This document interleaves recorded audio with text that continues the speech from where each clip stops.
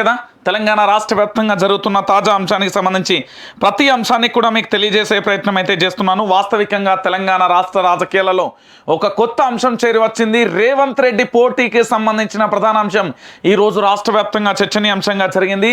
కేసీఆర్కు సవాల్ విసరడమే కాదు, కేసీఆర్ని ఓడించడం కోసం ఎంతకైనా తెగించడానికి సిద్ధపడ్డాడు రేవంత్ రెడ్డి. రేవంత్ రెడ్డికి సంబంధించిన ప్రధాన అంశమే ఇప్పుడు మనకైతే ప్రస్తుతం చూడొచ్చు. తెలంగాణ రాష్ట్ర రాజకీయాలలో ఏం జరగబోతుంది అనేది ఇప్పుడు హాట్ టాపిక్ గా మారింది. ప్రస్తుతం రేవంత్ రెడ్డికి సంబంధించిన అంశం చర్చనీయాంశం భారీ స్థాయిలో అవుతుంది. ఇక్కడ కాంగ్రెస్ పార్టీకి సంబంధించిన నేతలు కూడా క్లారిటీ ఇవ్వడం జరిగింది. పూర్తి స్థాయిలో కూడా గజ్వల్ బరిలో రేవంత్ రెడ్డి నిలవబోతున్నారు అనేది ప్రధాన అంశానికి సంబంధించి కూడా హైలైట్ చేసిన పరిస్థితి అయితే కొనసాగుతుంది. మొత్తానికి ఏం జరుగుతుంది గజ్వల్లో? కేసీఆర్ కు సంబంధించి భయంతో ఉన్నారా?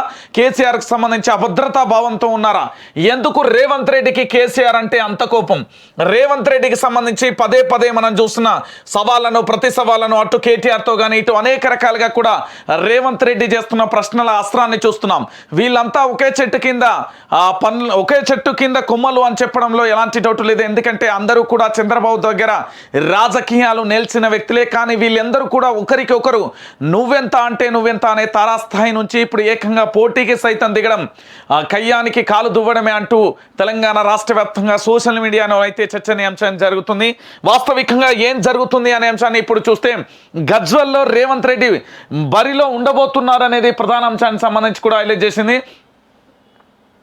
దీనికి పక్కా ఛాలెంజ్, పక్కా వ్యూహంతో, పక్కా స్కెచ్తో కేసీఆర్ను ఓడగొట్టేందుకు రంగం సిద్ధమైనట్లుగా తెలుస్తుంది. ఏంటి అంశాన్ని అనేది చూసే ప్రయత్నం అయితే చేద్దాం. గజ్వల్ బరిలో రేవంత్, కాంగ్రెస్ గెలుపు తథ్యమనే ధీమా, సొంత సర్వే ఫీడ్బ్యాక్తో నిర్ణయం అంటూ కూడా చూడొచ్చు. ఇటీవలి సవాలు వెనుక వ్యూహం ఇదే. పక్కా ప్లాన్తోనే కేసీఆర్కు ఛాలెంజ్, ఓడించాననే క్రెడిట్ కొట్టేసే ఆలోచన అంటూ కూడా చూడొచ్చు. గులాబీ బాస్ స్థానం మారితే తన వల్లనే అంటూ కూడా ప్రచారం అంటూ కూడా ప్రధాన అంశానికి సంబంధించి కూడా హైలైట్ చేశాను.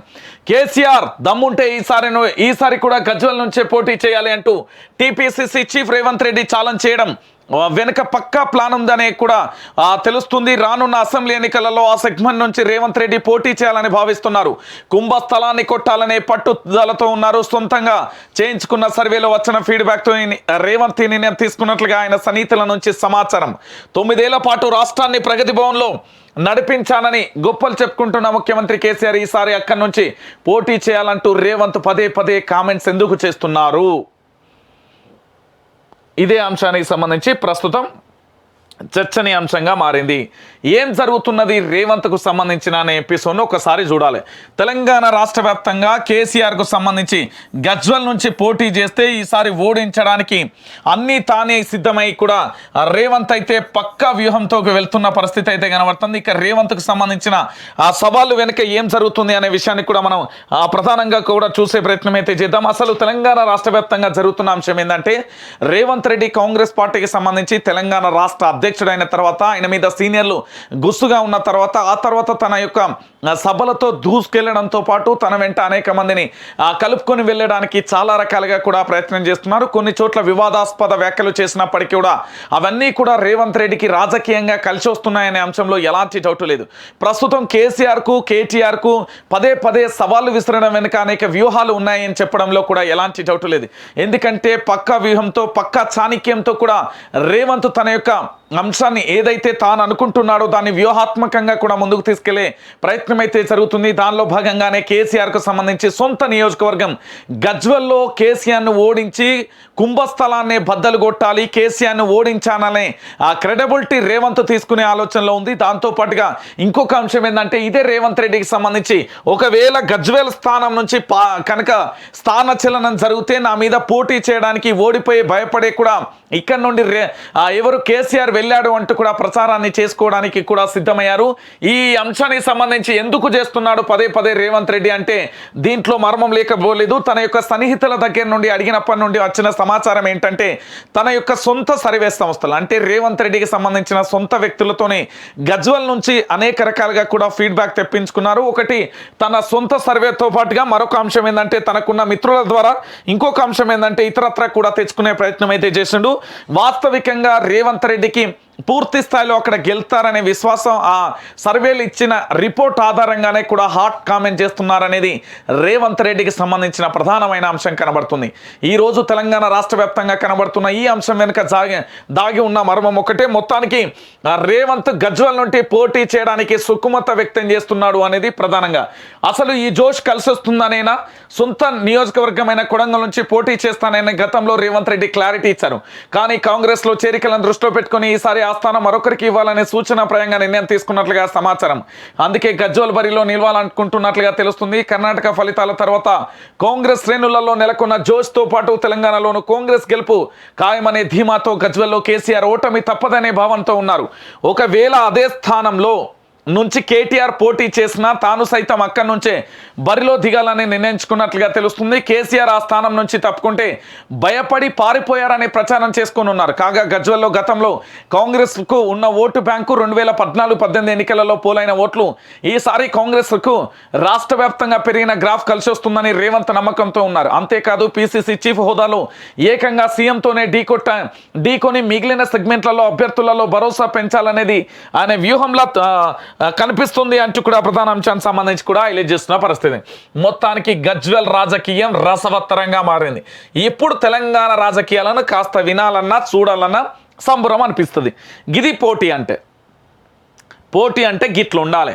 ఏంది అంటే ఏ పార్టీ అయితే అధ్యక్షుడునో ఆ పార్టీకి సంబంధించిన అధ్యక్షుడు ఏకంగా కూడా ముఖ్యమంత్రి మీద పోటీ చేస్తే మజా వేరుంటుంది అనేది సోషల్ మీడియాకు సంబంధించిన వాదులు, దాంతోపాటు తెలంగాణకు సంబంధించిన విశ్లేషకులు వాదిస్తున్న పరిస్థితి.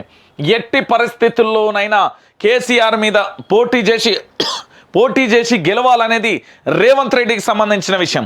లేదు అదే గజ్వల్ నుంచి ఈసారి ఆ స్థానం నుంచి కాకుండా ఇంకో స్థానానికి వెళ్తే ఖచ్చితంగా కూడా భయపడి పారిపోయాడు కల్వకుంట్ల చంద్రశేఖర్ రావు అనే ప్రచారాన్ని పూర్తి స్థాయిలో కూడా రేవంత్ రెడ్డి తన వైపు తిప్పుకునే ప్రయత్నం అయితే జరుగుతుంది.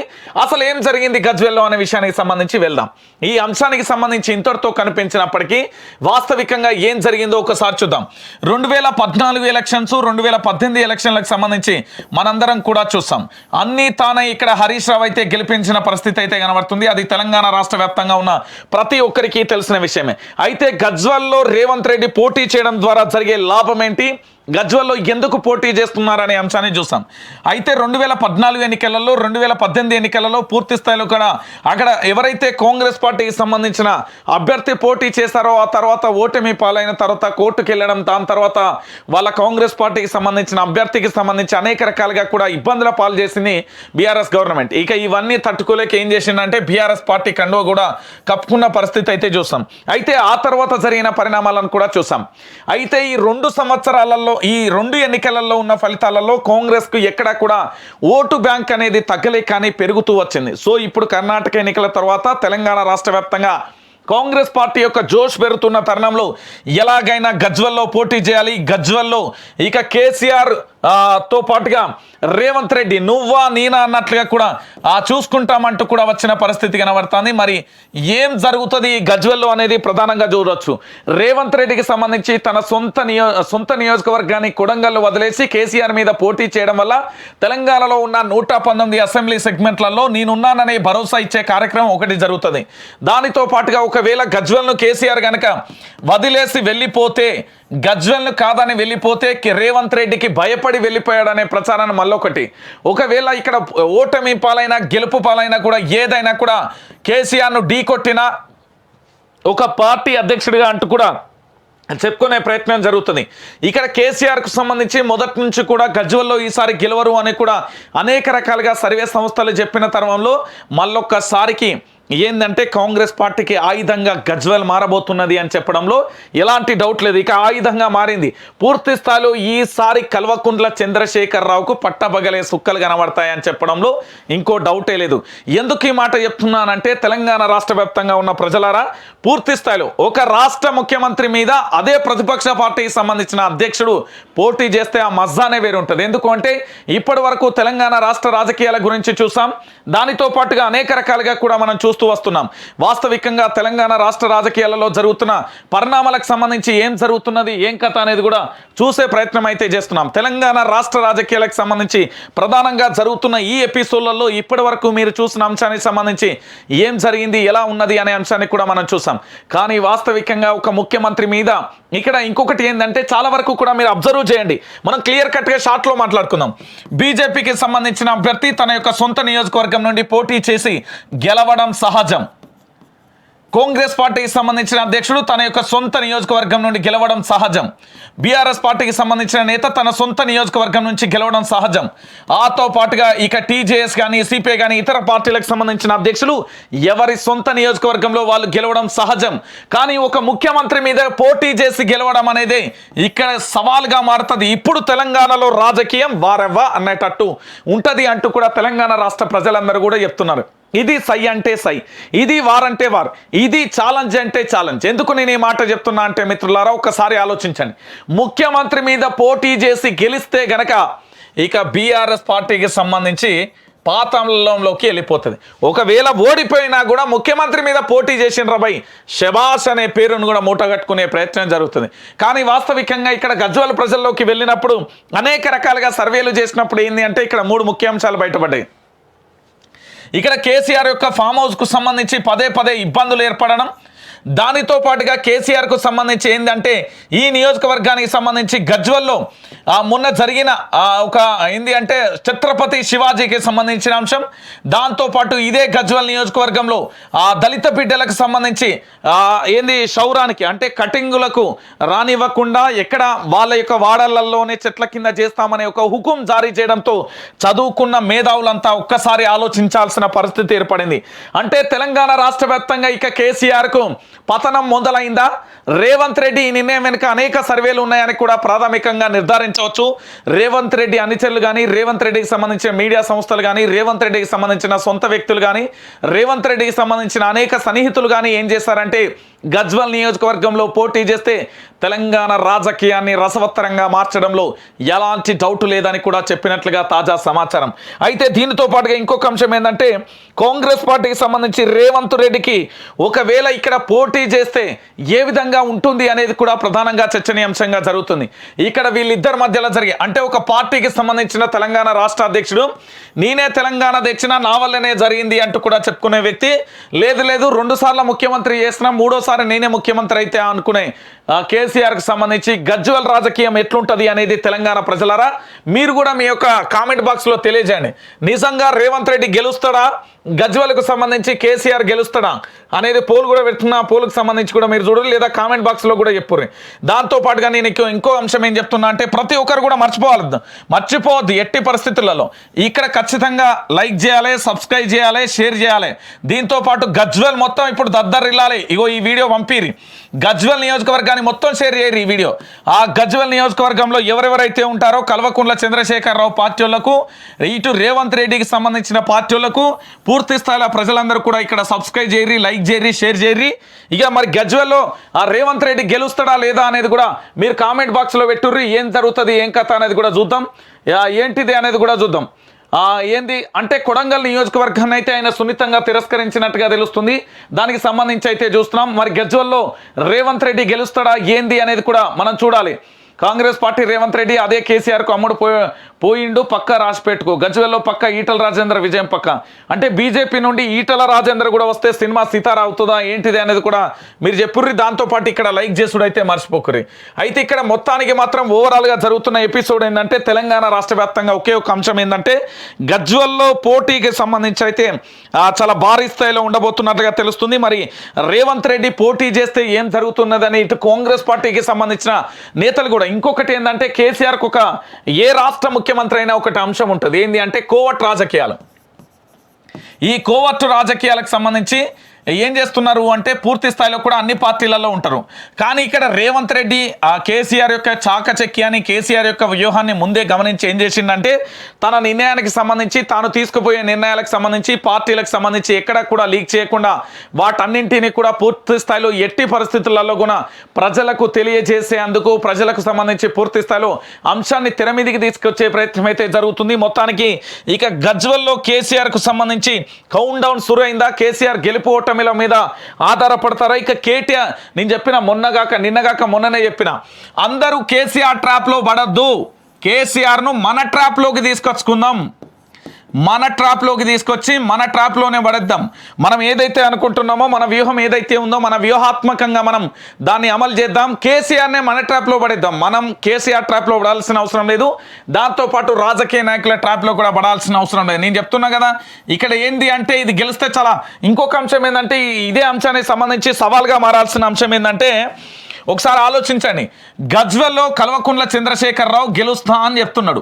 నేనేమంటున్నా అంటే ఇదే గజ్వెల్ నియోజకవర్గాన్ని కేసీఆర్ను కంకణం కట్టుకొని ఓడియడానికి సిద్ధపడ్డా ఏది సంజయ్ కావచ్చు, బండి సంజయ్ కావచ్చు, దాంతోపాటుగా ఈటల రాజేందర్ కావచ్చు, రేవంత్ రెడ్డి కావచ్చు, రఘునందన్ రావు కావచ్చు, దాంతోపాటుగా బీజేపీకి సంబంధించిన జితేందర్ రెడ్డి కావచ్చు, లేకపోతే విజయశాంతి కావచ్చు, లేకపోతే గద్దర్ కావచ్చు, కే పాల్ కావచ్చు, దాంతోపాటు కాంగ్రెస్ పార్టీకి సంబంధించిన నేతలందరూ కావచ్చు, వీళ్ళందరూ కూడా ఎక్కడ పోటీ చేయాలంటే గజ్వెల్లో పోటీ చేయాలి.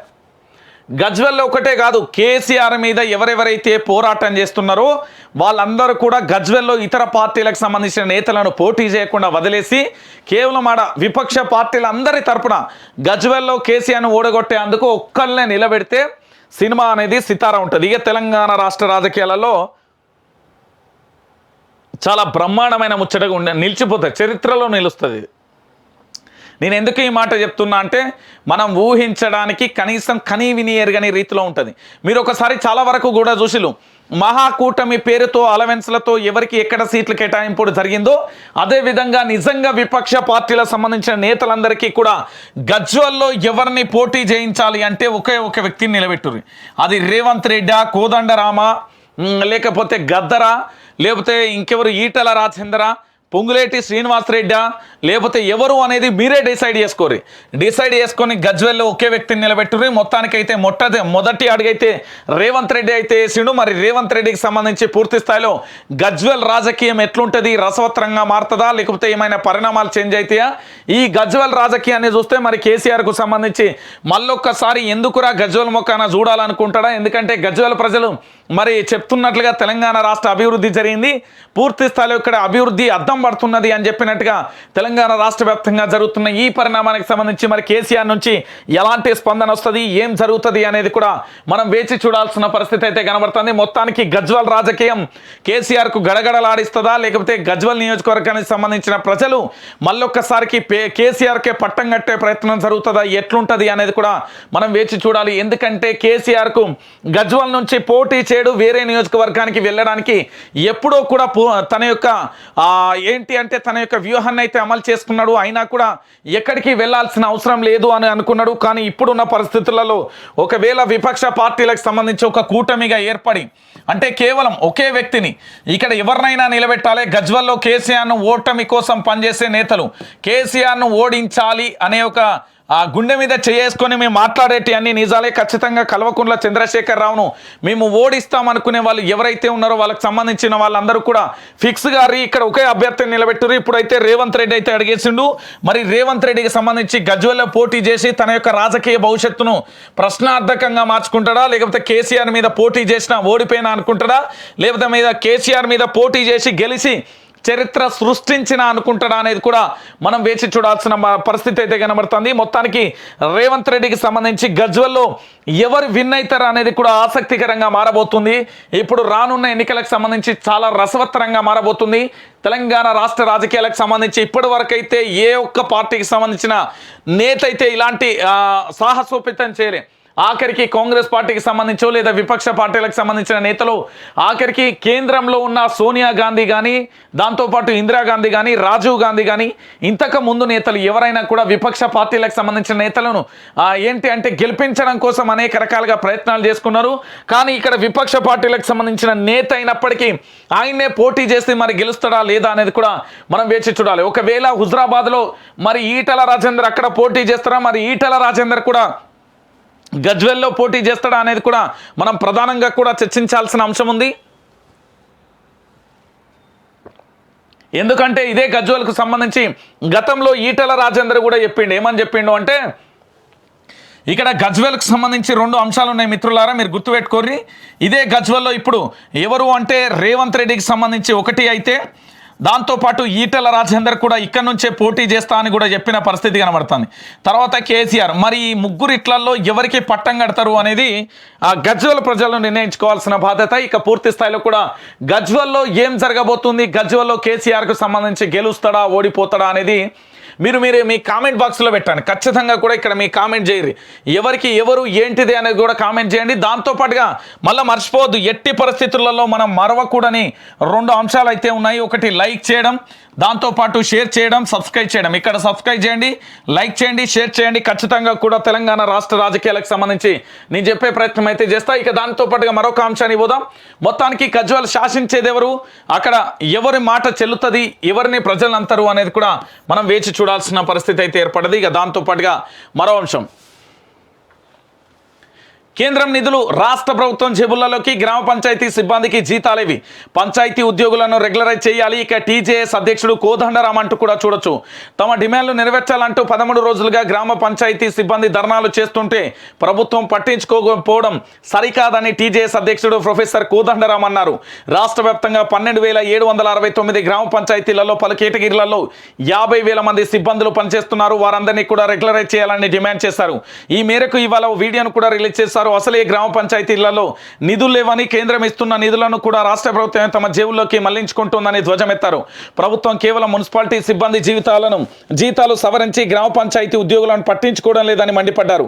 ఇక గ్రామ పంచాయతీలలో పనులలో అనేక మంది కూడా అట్టడుగు పేద వర్గాలకు చెందిన వ్యక్తులే ఉన్నారని, భవిష్యత్తులో రెగ్యులరైజ్ అవుతుందనే ఆశతో నామమాత్ర జీతాలతో సరిపెట్టుకుంటున్నారని, ఇకనైనా గ్రామ పంచాయతీ సిబ్బందితో ప్రభుత్వం సంప్రదింపులు జరిపి వారికి న్యాయం చేయాలంటూ కూడా కోదండరాం అయితే డిమాండ్ చేసిన పరిస్థితి అయితే కనబడుతుంది. ఇక ఈ కోదండరాంను కూడా గజ్వెల్లో పోటీ చేయని చెప్దాం. రేవంత్ రెడ్డి, కోదండరాం, ఈటల రాజేందర్, గద్దర్, ఆకునూరి మురళీ సారు, ఆర్ఎస్ ప్రవీణ్ కుమారు, విజయశాంతి, జితేందర్ రెడ్డి, బండి సంజయ్, రఘునందన్ రావు, చెరుకు సుధాకర్, ఇట్లా ఎవరెవరైతే కేసీఆర్, పొంగులేటి శ్రీనివాసరెడ్డి, ఇట్లా ఎవరెవరైతే కేసీఆర్ మీద పోటీ చేయాలని వాళ్ళందరూ పోటీ చేయొచ్చు. దాని మీద మాత్రం అక్కడ ఇండిపెండెంట్గా ఉండవు. మొత్తానికి కేంద్ర ప్రభుత్వ నిధులు రాష్ట్ర ప్రభుత్వం జేబుల్లోకి వెళ్తున్నాయి, గ్రామ పంచాయతీ సిబ్బందికి జీతాలు లేవంటూ కూడా చెప్పిన పరిస్థితి. మరి కోదండరాం డిమాండ్ చేసిన దీనికి సంబంధించి ప్రభుత్వం ఎట్లా పట్టించుకుంటుంది అనేది కూడా చూడాల్సిన అంశానికి సంబంధించి కూడా మరో అంశం. సమ్మె విధులలో చేరండి, పారిశుద్ధ్య కార్మికుల డిమాండ్లను పరిష్కరిస్తాం మంత్రి హరీష్ రావు విజ్ఞప్తి. పారిశుద్ధ్య కార్మికుల సమస్యలను ప్రభుత్వం తప్పకుండా ఆలోచన చేస్తుందని రాష్ట్ర ఆర్థిక ఆరోగ్య శాఖ మంత్రి హరీష్ రావు ప్రకటనలో చెప్పారు అంటూ కూడా చూడాల్సిన అంశానికి సంబంధించి హైలైట్ చేసింది. ఏ విషయమైనా ఇదే అవుతుంది, హరీష్ రావే స్పందిస్తాడు. అంతకు మించి ఇంకా ఎవ్వరు కూడా స్పందించడం లేదు. మొత్తానికి హరీష్ రావుకు సంబంధించి అన్నిటినీ కూడా జరుగుతున్న అంశానికి సంబంధించి కూడా చూస్తున్నాం. ఇక ఇది ఘోరమైన అంశం, ఇది ఒకసారి మీరు చూడాలి. తెలంగాణ ప్రజలారా, కన్నీళ్ళని తెప్పించే ఈ బాధాకరమైన అంశాన్ని ఒకసారి మీరే చూడరు. ఎందుకంటే ఏం జరిగింది, ఏం కథ అనేది చాలా క్లారిటీగా చూడరు. ఇక్కడ ఒక అంశం కనబడుతుంది కదా, వానక తడుస్తూ చలికి వణుకుతూ కలెక్టర్ అపాయింట్మెంట్ కోసం ఉడిమిళ్ళ గ్రామ చెంచుల పడిగాపులు. నాగర్ కర్నూలు జిల్లా పదర మండలం ఉడిమిళ్ళ గ్రామానికి చెందిన మన్లి చిన్న మల్లయ్య, మన్లి లింగయ్య కుటుంబ సభ్యులు 50 ఏళ్ల క్రితం సర్వే నెంబర్ 2005లో ఎకరం భూమి కొనుగోలు చేశారు. 40 ఏళ్ల క్రితం గ్రామ మంటలలో తగలబడి ఆ పొగ అందులోనే క్రమ విక్రయాలకు సంబంధించిన పత్రాలు కూడా కాలిపోయాయి. అనంతరం భూమి కొనుగోలు చేసిన పెద్ద మనుషులు సైతం మృతి చెందారు. తాజాగా ధరణిలో గతంలో విక్రయించిన వారి పేర్లే కనిపించడంతో వారు ఇబ్బందులకు గురి చేయడం ప్రారంభించారు. దీంతో నిన్న నేరుగా నాగర్ కర్నూలు కలెక్టర్ను కలిసేందుకు రాగా మధ్యాహ్నం నుంచి కలెక్టర్ అపాయింట్మెంట్ కోసం పడిగాపులు కాస్తున్నారు. సాయంత్రం వరకు కూడా కలెక్టర్ రాకపోవడంతో రాత్రి అక్కడే తలదాచుకుంటూ మన సిబ్బందిని వేడుకున్నారు. అయినా వారు కనికరించలేదు. గత్యంతరం లేక దగ్గరలో ఉన్న ఓ నిర్మాణ భవన్లో పిల్లా పాపలతో ఉండిపోయారు. ఇప్పటికైనా కలెక్టర్ స్పందించి తమ గూడును సమస్యను పరిష్కరించాలంటూ కూడా చెప్పిన పరిస్థితి. ఇక చూడు రయ్య కలెక్టర్ సాబ్ కిదర్ రే సీఎం, ఎందుకు అంటే నువ్వు పేద ప్రజలను ఎందుకు గెలుస్తావు? ఇప్పుడు ఐఏఎస్లకు నా ప్రశ్న, మరి ఇండియన్ అడ్మినిస్ట్రేటివ్ సర్వీస్ చదువుకొని ఎందుకు వచ్చిలో కలెక్టర్గా బాధ్యతలు స్వీకరణ చేస్తున్న ఈ అంశానికి సంబంధించి మరి కలెక్టర్ దగ్గరికి వెళ్ళిందో లేదో ఈ అంశానికి సంబంధించి మనం మాట్లాడాల్సిన అంశం ఉంది. నాగర్ కర్నూలు జిల్లాకు సంబంధించిన కలెక్టర్ గారికి సంబంధించి ఒక అపాయింట్మెంట్ కోసం ఇక్కడ ఏంది అంటే చెంచుల పడిగాపులు అని చూస్తున్నారు. ఇదే ముఖ్యమంత్రి కల్వకుంట్ల చంద్రశేఖరరావు అత్తే, ఇదే మినిస్టర్ అత్తే, అదే పోలీస్ అనే స్పెల్లింగ్ రాని మినిస్టర్, డిగ్రీ కూడా 10వ తరగతి పాస్ కానీ మినిస్టర్, డిగ్రీ కూడా ఫెయిల్ అయిన మినిస్టర్ అత్తే పడిగాపులు కాసి బొకే పట్టుకొని ఇట్లుంటా అంటాడు. సార్ ఎప్పుడు వస్తారు సార్, నమస్తే, ఎట్లా మళ్ళీ సెల్యూట్ ఇట్లా చేస్తారు. మరి పేదోళ్ళ మీరు చేయాల్సింది సెల్యూట్ వీళ్ళకు. కలెక్టర్కి సంబంధించి ఇగో ఇది మొత్తానికి నాగర్ కర్నూలుకు సంబంధించి కలెక్టర్ గారికి సంబంధించి కోసం పడిగాపులు కాస్తున్నారు అనేది ఘోరంగా జరుగుతున్న ఈ అంశానికి సంబంధించి కూడా మీరు ఒకసారి ఆలోచించాలి.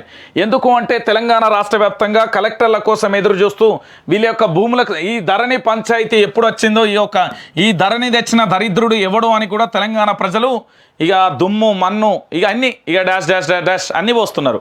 ఎందుకు అంటే ఇక ఇంతకంటే నిదర్శనం ఏముండదు. తెలంగాణ ప్రజలారా ఒక్కసారి మీరు ఆలోచించండి.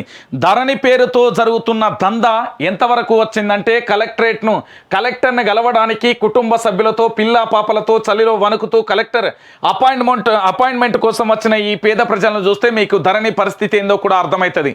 ఎందుకు ఈ మాట చెప్తున్నానంటే తెలంగాణ రాష్ట్ర వ్యాప్తంగా జరుగుతున్న ఈ పరిణామానికి సంబంధించి చూస్తే సరిపోదు. ఇక దానికి సంబంధించిన అంశాన్ని కూడా మీరు చూడాల్సిన అవసరం ఉంది. ఇక ఎవరు చేరాల్సిన అవసరం లేదు. పార్టీ నేతల భేటీకి ముందు చేరికలపై వెంకటరెడ్డి హాట్ కామెంట్స్. నేతల చేరికలతో టీ కాంగ్రెస్లో సందడి వాతావరణం నెలకొన్న తరుణంలో MP Komatireddy Venkatreddy hot comment చేశారు. ఉమ్మడి నల్గొండ జిల్లాలో 12కు 12 స్థానాలు రిజర్వ్ అయిపోయాయని, పార్టీలో ఎవరు కొత్తగా చేరాల్సిన అవసరం లేదని సంచలన వ్యాఖ్యలు చేశారు. నల్గొండ జిల్లాలోని అన్ని స్థానాలు కాంగ్రెస్ గెలుస్తుందన్నారు. ఇవాళ రాష్ట్ర వ్యవహారాల ఇన్ఛార్జ్ మాణిక్రావు ఠాక్రేతో పాటు రేవంత్ రెడ్డి మరికొంతమంది సీనియర్లను కోమటిరెడ్డి తన నివాసాలకు సమావేశానికి ఆహ్వానించారు. ఈ భేటీకి ముందు ఆయన ఈ వ్యాఖ్యలు చేశారు. ఎన్నికల రూట్ మ్యాప్ కోసమే ముఖ్య నేతలను ఆహ్వానించానంటూ కూడా వెల్లడి చేసిన పరిస్థితి కనబడుతుంది. ఇక్కడ 2 అంశాలను చూసుకోవాలి. ఏంటిది అంటే తెలంగాణ ప్రజలారా 2 అంశాలు ఏంటి అంటే, ఒకటి ఖమ్మం జిల్లాకు సంబంధించి, రెండోది నల్గొండ జిల్లాకు సంబంధించి. ఈ 2 జిల్లాలో కూడా ఒక బలమైన నేతలు 2 ఉన్నారు. ఇక్కడికి పోతేనేమో పొంగులేటికి సంబంధించి, ఇక్కడికి అత్తనేమో కోమటిరెడ్డి బ్రదర్స్కి సంబంధించి అన్ని స్థానాలు కూడా ఫుల్ అయిపోయినాయి. ఖచ్చితంగా కూడా మేము గెలుస్తామంటూ కూడా చెప్పిన పరిస్థితి అయితే కనబడుతుంది. ఇక మొత్తానికి నల్గొండ జిల్లా వ్యాప్తంగా కూడా అన్ని అంశాలకు సంబంధించి కూడా జరుగుతున్న అంశాన్ని కూడా చూస్తున్నారు. మొత్తానికి నల్గొండలో 12కు 12 స్థానాలు సాధిస్తామంటూ కూడా కోమటిరెడ్డి వెంకటరెడ్డి చెప్తున్న అంశానికి సంబంధించి కూడా హైలైట్ చేసిన పరిస్థితి అయితే కనబడుతుంది. ఇక దాంతోపాటుగా మరో అంశానికి సంబంధించి కూడా చూద్దాం. సీనియర్ల భేటీపై సస్పెన్స్. ఎంపీ కోమటిరెడ్డి నివాసంలో కొనసాగుతున్న మీటింగ్, హాజరైన ఇన్ఛార్జ్ ఠాక్రే అంటూ కూడా చూడొచ్చు. ఇప్పుడు మిస్ అయితే ఇంకా ఎప్పటికీ రాలేమంటూ కూడా కాంగ్రెస్ పార్టీకి సంబంధించిన నేతలు అయితే వాళ్ళైతే ఆ డైలమాలో పడ్డ పరిస్థితి. ఈ సార్వత్రిక ఎన్నికలలో గెలిపే లక్ష్యంగా పనిచేయాల్సిన అవసరం ఉందని రేవంత్, కోమటిరెడ్డి, ఉత్తమ్ కుమార్ రెడ్డి ప్రత్యేకంగా చర్చించుకున్నారు. 10 ఏళ్లుగా రెడ్డిలకు పవర్ లేక ఇబ్బందులు పడుతున్నామని, అంతా కలిసి పనిచేయాల్సిన అవసరం ఉందని ఈ ముగ్గురు ఎంపీలు డిస్కస్ చేసుకున్నట్లుగా సమాచారం అంటూ కూడా ప్రధాన అంశానికి సంబంధించి కూడా హైలైట్ చేసింది. మొత్తానికి ఇక ఈసారి కాంగ్రెస్ను మాత్రం ఖచ్చితంగా మనం గెలిపించుకుందాం. ఎట్టి పరిస్థితులలో ఎన్ని కోట్లైనా ఖర్చు అయినా పర్వాలేదు, కానీ ఇక కాంగ్రెస్ను ఓడించే పరిస్థితి లేదు. కాంగ్రెస్ని ఇక అధికారంలోకి తీసుకొచ్చుకోవాలంటూ కూడా చాలా వ్యూహాత్మకంగానైతే వీళ్ళైతే భేటీ అయితే జరిగింది. ఈ భేటీకి సంబంధించి ఏం జరుగుతుంది అనేది కూడా చూడాలి. ఇక దాంతోపాటుగా రాజా సింగ్తో ఈటల భేటీ అంటూ కూడా ప్రధాన అంశానికి సంబంధించి కూడా హైలైట్ చేసింది. ఈ అంశానికి కూడా చూడొచ్చు. సస్పెన్స్ పై చర్చ అంటూ కూడా చూడొచ్చు. త్వరలోనే నిర్ణయం వస్తుందని భరోసా. గోషామహల్ ఎమ్మెల్యే రాజా సింగ్తో బీజేపీ ఎన్నికల management committee chairman MLA Etela Rajender భేటీ అయ్యారు. రాజా సింగ్ సస్పెండ్ అంశంతో పాటు నాయకులు, కార్యకర్తలను బీఆర్ఎస్ సర్కార్ ఇబ్బందులు పెడుతున్న తీరుపై చర్చించారు. కాగా ఇటీవల గోషామహల్ నియోజకవర్గంలో బీజేపీ నాయకులపై, కార్పొరేటర్లపై పోలీసులు అక్రమ కేసులు పెడుతున్న విషయాన్ని రాజా సింగ్ ఈటెల దృష్టికి తీసుకెళ్లారు. అనంతరం మీడియాతో మాట్లాడుతూ బీఆర్ఎస్ ప్రభుత్వం బీజేపీ నాయకులపై కక్షపూరితంగా వ్యవహరిస్తుంది అంటూ కూడా చేసిన అంశానికి సంబంధించి కూడా హైలైట్ చేసిన అంశాన్ని కనబడుతుంది. మొత్తానికి ఈయన పార్టీ మారుతా అంటే కూడా చలనం రాలే పరిస్థితి. ఇప్పుడు వచ్చింది చలనం.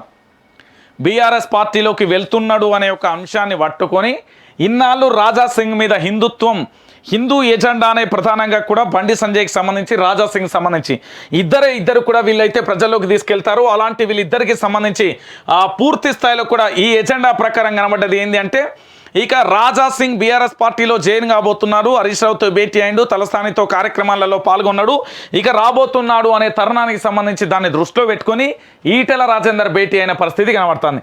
అంటే పార్టీ మారుతా అంటే ఉలుకు పలుకు అప్పుడు వస్తుంది అన్నట్టు, అప్పటి వరకు రాదు అనేది మరో అంశానికి సంబంధించి కూడా హైలైట్ చేసిన పరిస్థితి. ఇక దాంతోపాటుగా మరొక అంశం, సిట్టింగ్లకు ఫిట్టింగ్, బీఆర్ఎస్ ఎమ్మెల్యేలకు అసమ్మతి సెగలు, తిరుగుబాటు ప్రకటిస్తున్న సొంత కేడర్. ఓవైపు టికెట్లపై సీఎం కేసీఆర్ కసరత్తు, అధిష్టానం తీరుపై అనుమానాలు, అభ్యర్థిని మార్చాల్సిందే అంటూ కూడా చూడొచ్చు. తెలంగాణ ముఖ్యమంత్రి కేసీఆర్ ఎన్నికలకు సిద్ధమవుతున్నారు. హైడ్రిక్ సాధించాలనే లక్ష్యంతో వ్యూహాత్మకంగా అడుగులు వేస్తున్నారు. ఈ క్రమంలో పార్టీ అభ్యర్థుల ఖరారుపై దృష్టి సారించారు. క్షేత్రస్థాయిలో ఉన్న పార్టీ పరిస్థితులు, తాజా రాజకీయ పరిణామాలపై పలు సర్వేలు నిర్వహిస్తున్నారు. ఈ సర్వేలో నేతల పనితీరు ఎలా ఉందనే దానిపై కూపీ లాగుతున్నట్లుగా చర్చ జరుగుతుంది. అయితే ఓవైపు అభ్యర్థుల విషయంలో గులాబీ బాస్ కసరత్తు చేస్తుండగా మరోవైపు బీఆర్ఎస్ సిట్టింగ్ పైన వరుసగా సొంత పార్టీ నేతల అసమ్మతి రాగం వినిపించడం పార్టీలో హాట్ టాపిక్గా మారింది. ఇన్నాళ్ళు జెండాలు మోసి జై కొట్టిన నేతలే తమకి ఎమ్మెల్యే వద్దని కొత్త వారిని టికెట్లు ఇవ్వాలని ఏకంగా మీటింగులు నిర్వహిస్తుండడం టెన్షన్ పెట్టేస్తున్నది.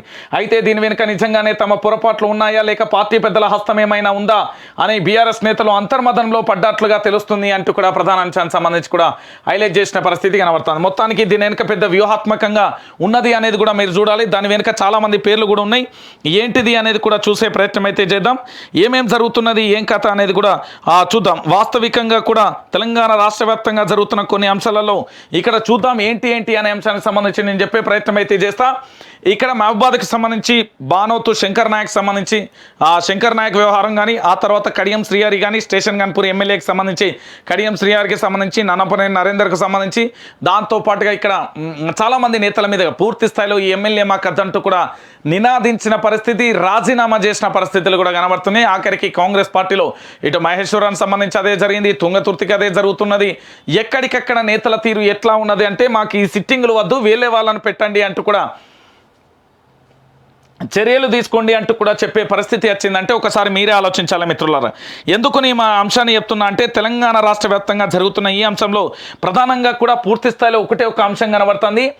ఏంటి అంటే సిట్టింగ్లకు సంబంధించి. ఎందుకు అంటే సిట్టింగ్లకు సంబంధించి ఒకరేమో మహిళల పట్ల అసభ్యంగా ప్రవర్తిస్తారు, ఇంకొకరేమో సంక్షేమ పథకాలలో కమిషన్లు తీసుకుంటారు, ఇంకొక ఏదో అదేంది రోడ్లు లేకపోతే ఇతరత్రాలకు సంబంధించి ఏదైనా కాంట్రాక్ట్ విషయంలో కమిషన్లు తీసుకుంటారు, ఇంకొకరేమో సొంత పార్టీ నేతలని నిందిస్తారు, సొంత పార్టీ నేతల మీదనే దాడులు చేస్తారు, సొంత పార్టీ నేతల మీదనే కేసులు పెడతారు, ఇంకొకరేందో అహంకార పూరితంగా వివరిస్తారు, ఇంకొక అంశానికి సంబంధించి ఏంటంటే షాడో ఎమ్మెల్యే వివరిస్తారు, ఇంకొకరు హత్యలు ఆత్మహత్యలకు సంబంధించి దాంట్లో పెట్టరేగిపోతారు. ఇంకొక ఎమ్మెల్యే కొడుకైతే ఏకంగా అత్యాచారం కేసులని ఆత్మహత్యకు సంబంధించి కూడా ఉన్న పరిస్థితి అయితే కనబడుతుంది. అంటే ఓవరాల్గా జరుగుతున్న పరిస్థితులకు సంబంధించి కూడా మనం చూస్తున్నాం. ఇది వాస్తవమైన విషయం.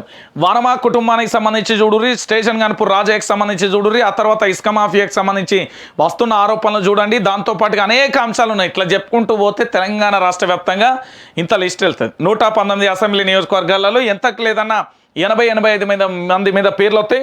మరి వాళ్ళందరినీ మారుస్తారా లేదా అనేది కూడా మనం వేచి చూడాల్సిన పరిస్థితి అయితే కొనసాగుతుంది. ఇక దాంతోపాటు జనగామ రాజకీయం రసవత్తరంగా మారింది. జనగామ పిఎస్కు తుల్జా భవాని ఎమ్మెల్యే ముత్తిరెడ్డి కేసులో హాజరు, తాము పిలవలేదన్న పోలీసులు. జనగామ ఎమ్మెల్యే ముత్తిరెడ్డి యాదగిరి కూతురు తుల్జా భవాని ఇవాళ జనగామ పోలీస్ స్టేషన్కి వెళ్లారు. ఆమె వెంట భర్త రాహుల్ రెడ్డి కూడా ఉన్నారు. భర్త ప్రభుత్వ అధికారిక కార్యక్రమాలకు, ఎమ్మెల్యే వ్యక్తిగత విధులకు తుల్జా భవాని ఆమె అనుచరులు ఆటంకం కలిగిస్తున్నారు. ముత్తిరెడ్డి యాదగిరి ఇటీవల హైకోర్టులో కేసు దాఖలు చేశారు. ఈ నేపథ్యంలో విచారించాల్సిందిగా హైకోర్టు నేరుగా జనగామ పోలీసులను ఆదేశించింది. భవాని రాహుల్ రెడ్డిని పిలువకుండా నేరుగా డీసీపీ కార్యాలయానికి వెళ్లారు. తాము పిలవలేదని డీసీపీ సీతారాం చెప్పడంతో అక్కడి నుంచి సీఏ దగ్గరికి వెళ్లారు. కేసులతో ముత్తిరెడ్డికి ఇబ్బంది గురి చేస్తున్నారని భవానీ వాపోయారంటూ కూడా ప్రధాన అంశానికి సంబంధించి కేసులతో ముత్తిరెడ్డి ఇబ్బందులకు గురి చేస్తున్నారు అంటూ కూడా భవానీ వాపోయారు. ఈ నమ్ముతారా మీరు?